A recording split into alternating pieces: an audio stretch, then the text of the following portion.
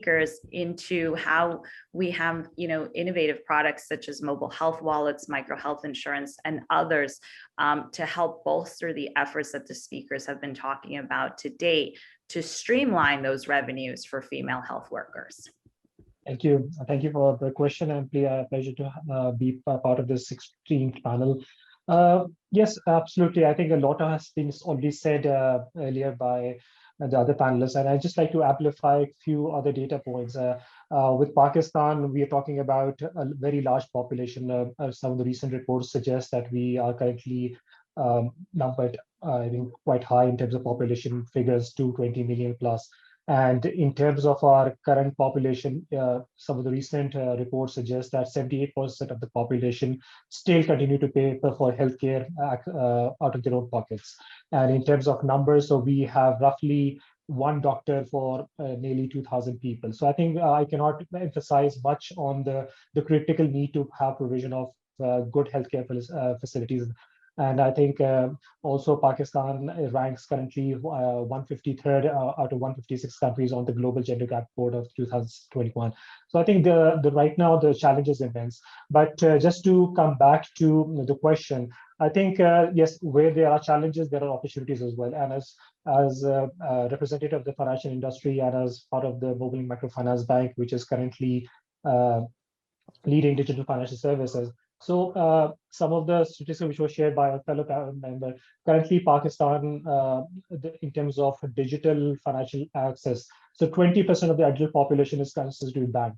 That means that, yes, there is a lot that needs to be done. But at the same time, I think one thing that is really, really encouraging is the use of mobile wallets because of innovation and technology. We are currently have an overall teledensity, mobile phone penetration of over 80%. More than 40% the population is using 3G, 4G connectivity. That opens up a lot of avenues. Yes, the whole world was struck with the pandemic of last year, but I think one thing that has really come out positive is that it has forced some of the masses to embark on new technologies, whether it's focusing on health, or whether it's focusing on education, e-commerce, etc. People have resorted to multiple means. So when we talk about health, I think financial inclusion is definitely critical. And so one of the things that we've done is we've recently identified the need that, yes, women, which Osman pointed out, that they make up nearly 50% of the population of Pakistan. So we just cannot ignore the fact that how fruitful they can be in terms of driving the economy further. So what we've done is we've introduced some of recent products specifically geared towards women, such as the Binte Haba account, which helps women specifically to open their accounts in their own names within a few hours, and access to other products such as business loans to run their own ventures. And through these initiatives, we are also providing micro health insurance as well,